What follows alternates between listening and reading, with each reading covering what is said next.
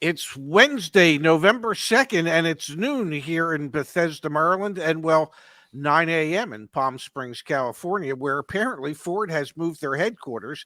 And this is news that you can use from YAA with your hosts, Zach and Ray. And, you're looking well today, Hanson. What's going on out there? Thank you, Pops. Good to see you. I am on the up and up. But, Dad, unfortunately, we have some pretty scary news coming out of the auto finance world. I thought we'd start today's show by digging into some of that. Then we have some breaking news from Ford that I think is going to give you a pretty good laugh. And then we also have third quarter sales coming in from all the different automakers. We'll spend some time there.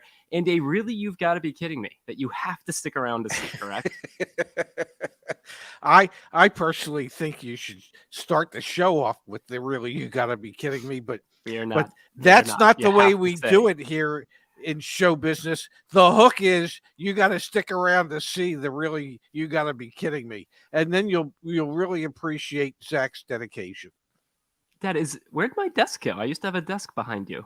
Did Arash move the Uh, desk? no, it's behind me Oh, still. you just okay. All right. Here we go, Yeah, Dad. there it is. Here we go. Pops, Automotive Yes. News had this headline: Credit Acceptance Corporation sees more loans from dealers as Q3 earnings plunge. Credit Acceptance posted net income of 86.8 million, down 65% from a year earlier. This is a pretty damning headline. We've got loan income falling considerably year over year for Credit Acceptance Corporation. But, Dad, what if I told you this is not the most scary, disheartening, concerning component of Credit Acceptance Corp's Q3 earnings? What that was, Dad, is if you go to their actual Q3 earnings output from their website, Yes. this line, Dad, let me read this to you. Let me zoom in on Please, it. because I can't see it. So Yeah, also, I just lost it. Wait. Provision. There it is. okay. An increase in provision for credit losses of 188.6 million from a reversal of expense of 8.3 million in the prior year to an expense of 180.3 million in the current year. Dad, what that means is that Credit Yeah. Acceptance Corporation, and I want you to take a moment here and explain to us who Credit Acceptance Corporation is and all that fun stuff.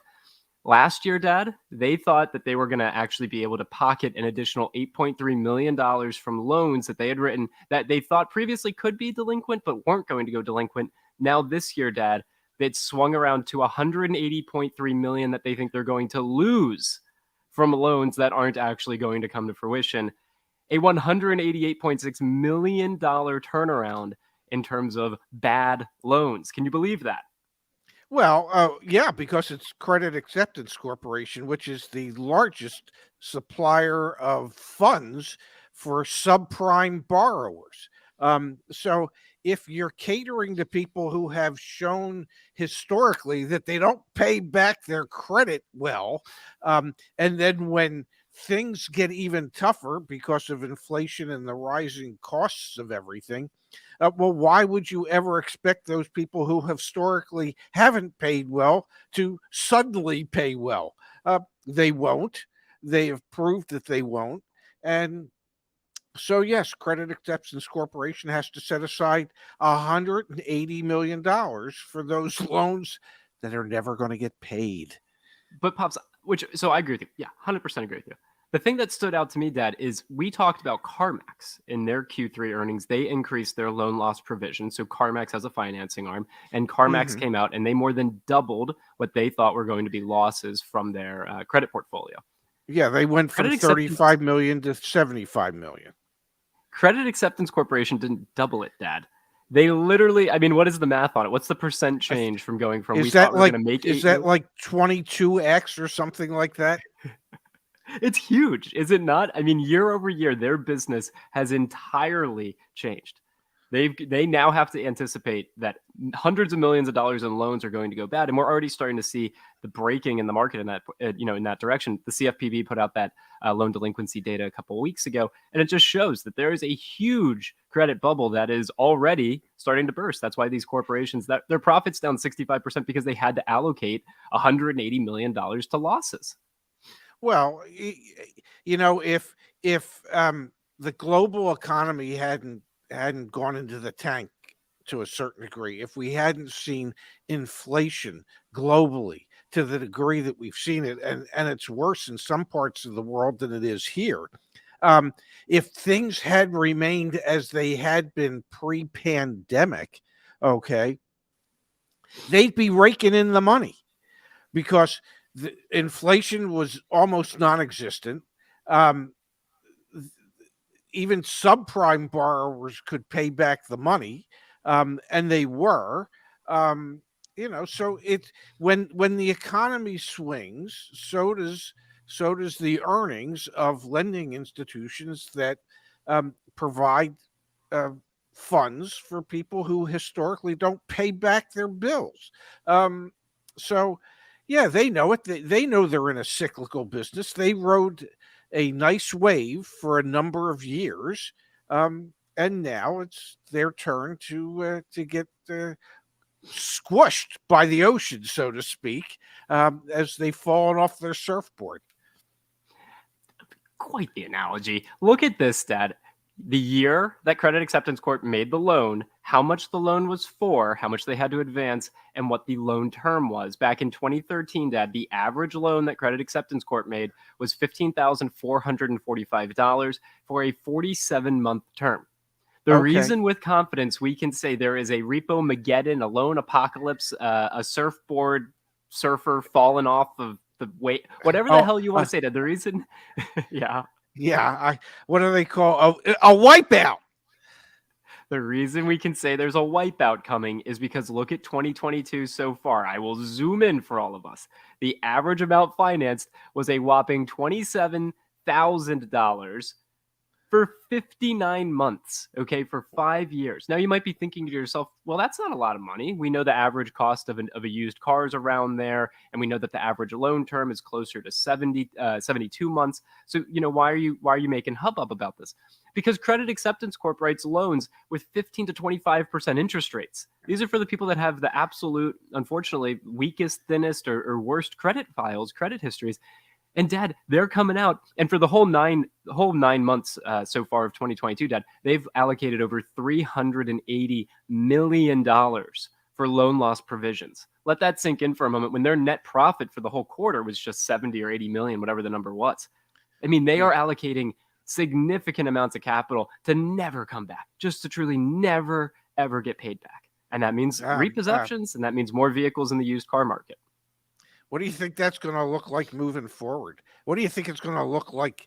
I don't know, going into next year. It's not going to get any better anytime soon. It's the downturn, and they have to ride that wave. Okay, they run the risk of wiping out a great deal of their profit. But then they'll be on the upswing again when eventually inflation gets under control, whether that's a year or 2 years, whatever it is, and we ease credit again, and people are in a better position to actually pay back these loans. So yeah, maybe when prices of vehicles come down, and so the average loan amount doesn't have to be $27,000 for people that can't afford these damn things to begin with, and we get back to the area where the loan amounts are 20,000, and maybe it then really becomes affordable for these poor folks. Yeah, it's going to be ugly, and it's going to stay ugly for quite some time. We have Carvana earnings coming out on, I guess it's Thursday or Friday, tomorrow or Friday. That I think that's going to signal the largest alarm bell. I mean, you start talking about CarMax, and we've done videos about CarMax, and people look and they watch Credit Acceptance Corp. People don't know it as much, but it's really like the leading indicator of what's happening in the deep subprime market. When we have the Carvana earnings and we see how much money they've lost, tied up both in their financing arm and just the fact that used car prices are truly plummeting. Go watch the video that just dropped on the YAA channel, or watch yesterday's video, Black Book, showing that used car values, some segments of used car values, down 3% on the wholesale market. Over 3%. Week over week. Yeah, and to put that into context here, Dad, when Ford had their quarterly earnings 2 weeks ago or last week, whatever it was, earlier this week, they came out and they said that their gross margin on their entire business was around 5%. So just let that sink in for a second. If you see a 3% decline in the value of your inventory, that can wipe Mhm. out nearly all of your profit. These are not necessarily huge on a percentage basis, huge profit margin businesses. They just move a lot of revenue. So 2 or 3% means a lot. So Dad, I guess my Well, point being here, the alarm bells are being rung. You can hear them. It just matters how closely you're listening, and all the indicators are there. and Toyota in their announcement yesterday, um, their profit margin I think has shrunk to 6.2%, and it had been running at like 9.8%. So for them to lose 3.6% of what they would normally have taken in, that's sizable. The percentage amount seems small until you realize it's about a third of what their normal profit margins had been. Um, General Motors, Ford, they're all trying to keep their profit margins at close to 10%. And if at Ford it's down to 5, it's half of where they wanted it to be. It's half of where they would like it to be. And even though they're still making money, well, they're certainly not making money to the degree that they had expected to, or that perhaps they had promised their shareholders they would. And again, to put it into context, when those automakers are seeing significant percentage price increases on parts or inventory are going down even a few Hmm. percentage points, that has a huge. We read the comments. Oh, 1%'s not that big of a deal. It is, damn it, when it's been 12 weeks in a row. Anyway, Dad, I want to pull this up here from Jay Welk. And good morning, by the way. Good morning and happy early afternoon to everyone who's with us. Dad, Jay Welk says, I have a coworker who probably has a loan through Credit Acceptance Corp, 27% APR on an $8,000 car. Yeah, exactly. These are the types of loans that in deep subprime get written, Dad, and they are the earliest indicators of what's happening. Credit Acceptance Corp's earnings are the earliest indicators of what's going to happen in that market. People Hmm. are just going to walk away from those vehicles, especially because they bought an $8,000 vehicle. And what's it going to be worth now, Dad? 5,000, 6,000. Like, why would they keep paying? Well, it wasn't worth $8,000 when they bought it, but that's besides the point. I thought of something yesterday when I was walking to dinner, and we talk about the 1% drop in the wholesale values of vehicles, and then the commenters are, well, that's no big deal. Okay, here, let me put it into a perspective that most people might be able to understand. Let's say you have a house that's worth $300,000, and let's say it loses 1% of its value in a week. That's $3,000. Now, let's say that continued for 12 weeks. You're talking about over $30,000 lost in the value of your home in in 12 weeks if it's losing like 1% of its value a week. Didn't seem like much because it's only 1%, but it's $30,000 less equity that you might now have in your home. So when we see that wholesale values on used cars are dropping close to a point a week, and they have been for 10, 12, 13, 14 weeks, that's huge. Okay. You might not think it's huge. It might not seem big to you. Okay. You're gonna complain that, well, they went up 50%, they've only come down 15%. The same holds true for housing. Whatever it is, the loss is real. The decline is real. The values of the vehicles are worth less than they had been the week before and the week before that. Did you see, Dad? We had the rental car company earnings come out. Avis and Hertz, I think, if No. I'm not mistaken, they made a ton of money. Absolutely a ton of money last quarter. They are all starting to incur more expense of depreciation. They're actually starting to depreciate their inventory again. It was in I think the Avis earnings. They had said that during a period earlier this year, they were depreciating their inventory, their fleet, $10 per vehicle per month, when traditionally the average in the industry had been $250 per vehicle per month. They had gone all the Hmm. way to $10 per vehicle per month, and now they're back up to I think it was Hertz who's back up to about $200 per vehicle per month. What goes up must come down. The numbers might seem a little bit small at times, but they just compound and compound and compound. And let's touch on one other piece here with regards to this loan apocalypse and likely all the repossessions that are to follow. What impact will that have on the continued downward pressure we see on used car prices? It'll put even more pressure on those used car prices to go lower. even if the OEMs on the new car side, and we talked about this on Monday's show with the chip shortage, even if they intentionally withhold inventory, used car prices are going to continue to fall. There is no indicator that I see that shows used car prices. And I'll go out to this time next year, Dad. Maybe there's a spike up in wholesale prices in the springtime because of the spring selling season. Traditionally, that's when used cars appreciate. But if you're a car buyer out there, and if you're paying cash, because if interest rates are going to keep going up, but if you're paying cash, just wait. Just keep waiting, because used cars are going to be cheaper than they've been in honestly 18, 24 months. That's my best guess, Dad. And you know what we've been preaching for months still holds true today. If you absolutely positively need a car, okay, go and buy a car. There are many cars on the used car side will be less expensive today than they were yesterday. So you can probably make some type of deal on a pre-owned car. However, if you just want a car, if you just want a car and don't actually need a car, stay out of the market. Okay.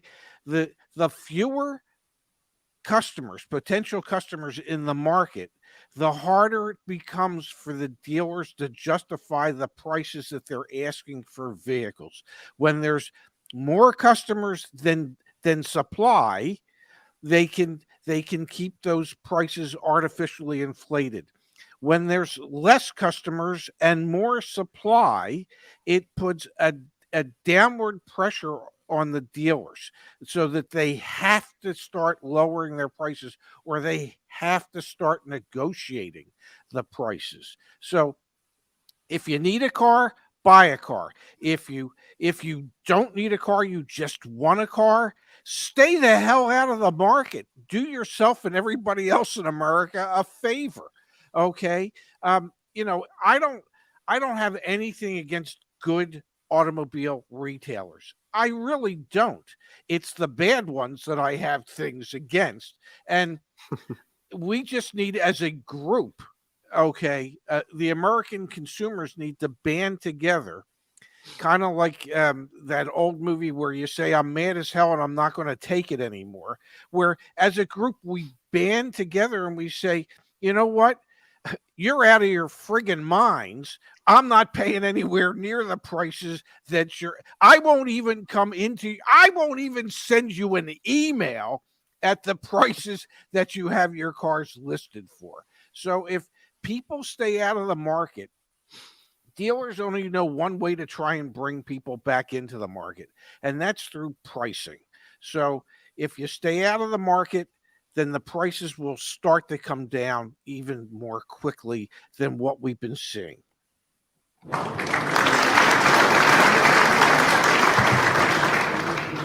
Pops, I've seen a couple comments. We are talking about auto loans, so I'd be remiss not to mention the latest and greatest functionality we are able to offer over on joinyaa.com.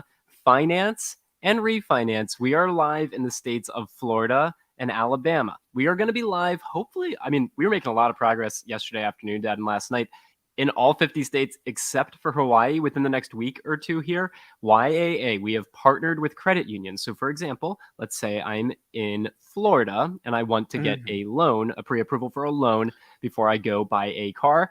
You can get paired up with All In Credit Union. There's an entirely online interface where you can get your most loan applications will be decisioned automatically. Maybe someone from the credit union will contact you. Do it all right here. You can refinance. You can originate a loan. Again, we are live in Florida and Alabama. And later this week, before the end of the month, we will have all 50 states except for Hawaii, Dad. And we make $50. There's no markup on the buy rate. We've taught everyone over the past couple of years, Dad, what buy rate is versus the sell rate, all that fun. We make $50. You don't have to worry about, is this actually good or bad? And we're partnering with credit unions. Damn it. Like, doesn't get any better than that, Dad. So proud and so glad that we can bring that, especially while, let me toss one more thing up on the screen and then I want to get your reaction to this, especially while we're seeing things like this going on, Dad. Thanks to Car Dealership Guy over on Twitter and Edmunds. New car average interest rate 6.27%. Used cars 10.33%. I'm not mistaken, Dad, All In Credit Union, through our partnership, I think we're about 5% on a used car loan. So take advantage of that. They're behind the scenes. You and your team are working on things to make life less expensive and easier for our followers and our members at YAA.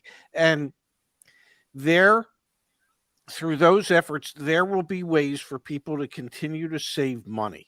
Um, and and through those efforts, it will continue to put pressure on dealers, to the bad dealers, to straighten up the way they do business. There was a comment this morning, somebody that's new to buying a car, and he was looking at a CX5 certified, and he wanted to know, is it normal for the dealer to charge $1,895 to register the car in the certified program, or shouldn't that already be in the asking price?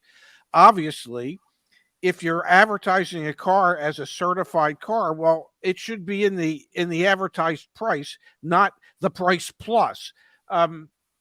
So if we keep educating people, then perhaps we can even educate the dealers out there to not be afraid to do things in a clear and transparent manner. And because I've seen the comments, well, we want to advertise fairly, but there's this one competitor that just doesn't do it, so we're forced to. You're not forced to. You've chosen to do what your competitor does. I don't know. I might advertise it and say, "Hey, guess what? This is the real price. This isn't the phony price that you're going to see advertised at X Motors, okay? Our price is the real price. When you come in, that's the price we're going to ask you to pay for the car, as opposed to when you come in, oh, well, there's a $1,995 reconditioning fee, and there's an $1,100 stocking fee, and I don't even wear stockings, damn it. um and there's an $800 load jack fee. You can differentiate yourself in your advertising and explain to the public out there why your price might look higher than somebody else's price. So I don't want to hear from dealers, well, our competitors are forcing us to do it. No, your competitors should be forcing you to figure out a better way for you to communicate with your customers, rather than fall into that trap. Man, I'm on a roll today. Yeah, buddy. Man, And Dad, honestly, hopefully what we're doing also forces the entire industry over time. It's going to take a that's long, the hope. long time to actually do things in a way that are fair and transparent to the consumer. All right, Dad, before we jump into today's two really you've got to be kidding me stories, because they are great, I want to remind everyone that back at joinyaa.com, not only do we now have the finance and refinance piece partially live, and again, more coming live in the coming weeks, the extended warranty hasn't changed, still here. No BS, no spam phone calls, nothing like that. You can view the entire contract and all the details if you just click on coverage details. Pretty remarkable how we're honest about it. Insurance, we've negotiated members only rates for YAA Plus members, which is a great reminder that you should also consider becoming a YAA Plus membership. Our Plus membership includes our car buying program, which gets you one-on-one coaching through live chat. This does not include our new video consults, but live chat, help locating car deals, our email templates, black book trade-in values, the whole 9 yards. And Plus membership, Dad, that gets you our maintenance and repair discounts and scheduler online. And if you're going to sell a car, again, falling knife in terms of used car prices right now, but if you're going to sell a car, use our partnership with CarWiser to get offers from all the dealers in your area in one place, so you don't have to go to a bunch of websites. And if you do sign up for Yes. YA Plus, use the code YouTube. No more 50% off promotion. We had to cut that off. Had to cut it off. Use the promotion code YouTube. You'll get 20% off if you use that. Pops, you ready for some really you got to be kidding me? Can I answer one question real quick? Laura Of course. Mester wants to know, what does it mean when a salesperson says a particular vehicle is off-site? Is that code for something? It could be. It also could be that somebody's driving it. Could be, the general manager's wife's driving it. The owner's wife might be driving it. It could be at a reconditioning facility that they might have. So there's any number of reasons why a vehicle might be off site. Love when you drop nuggets like that, Pops. You ready? Yes.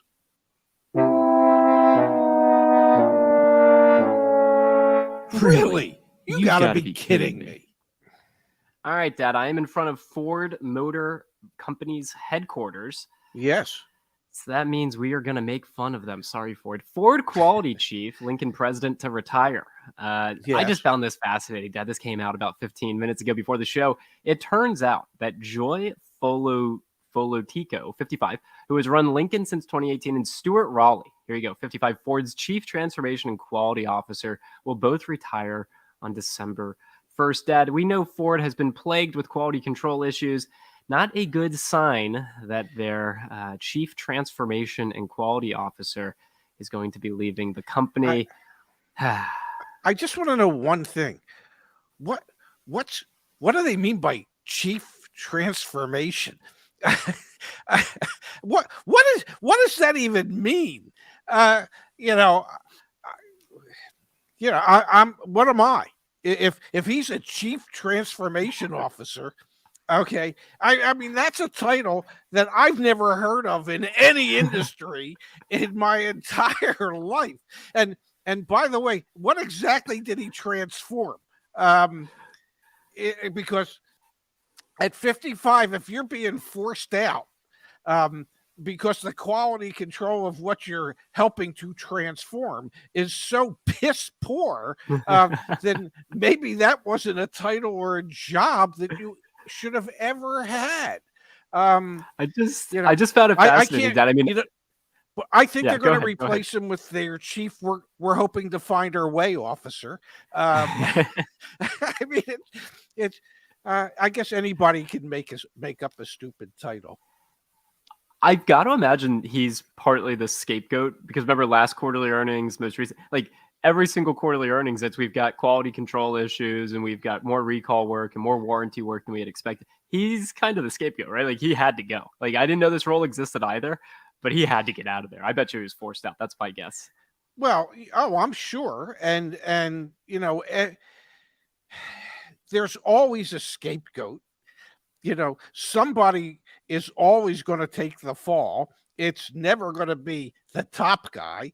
And I'm sure that there are substantial rewards for agreeing to fall on the sword, so to speak, so that he'll be well taken care of. But it's just, it's really just kind of funny. It really is, Dad. All right, you want to know what else is kind of funny? Yes. Yes, that, ladies and gentlemen, I know that it looks like Zach is sitting in front of Ford headquarters, but that's truly what Zach is sitting in front of. We have done some live broadcasts when we were traveling cross country, and we found ourselves in some pretty trying settings, trying to figure out how to make it look good. But what the way you're operating there with the beds, the tables, and stools, and I mean the level. I just want the level of dedication to our viewers, to the business, to our cause that you display on a daily basis on vacation, so that you can still show up here every day with me. It's pretty remarkable, honestly, and so I don't know if it's so much as you got to be kidding me as more of, well, God bless you for at least trying to figure out a way to make it work. Nah, man, we're here every day. I love it, Dad, because so many people, there's so many opportunities to say, you guys are just doing it for the money. You work with the dealer, you do this, you do that. Nope.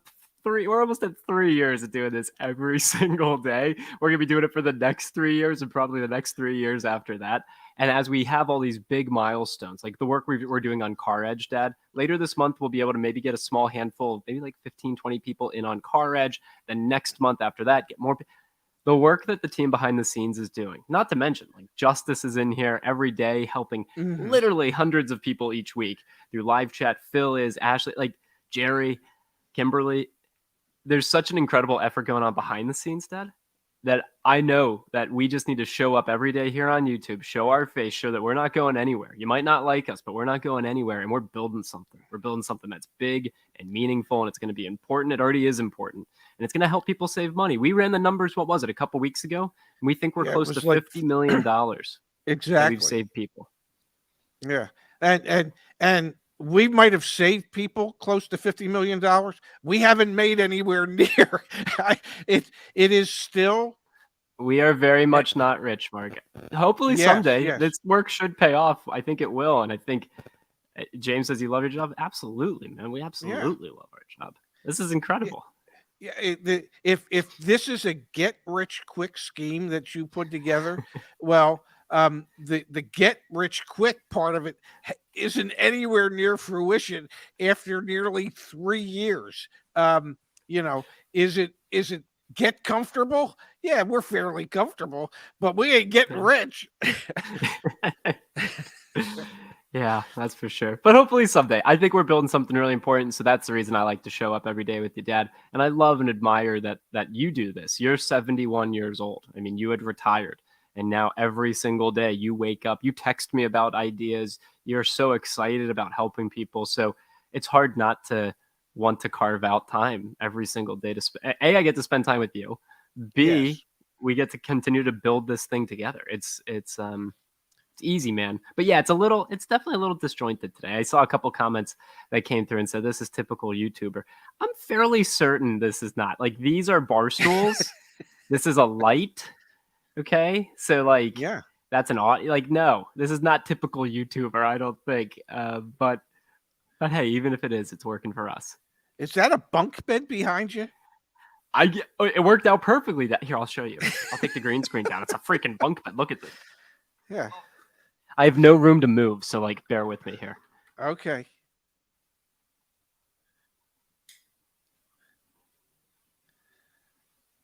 Oh my God. All right, I'm gonna hit the button.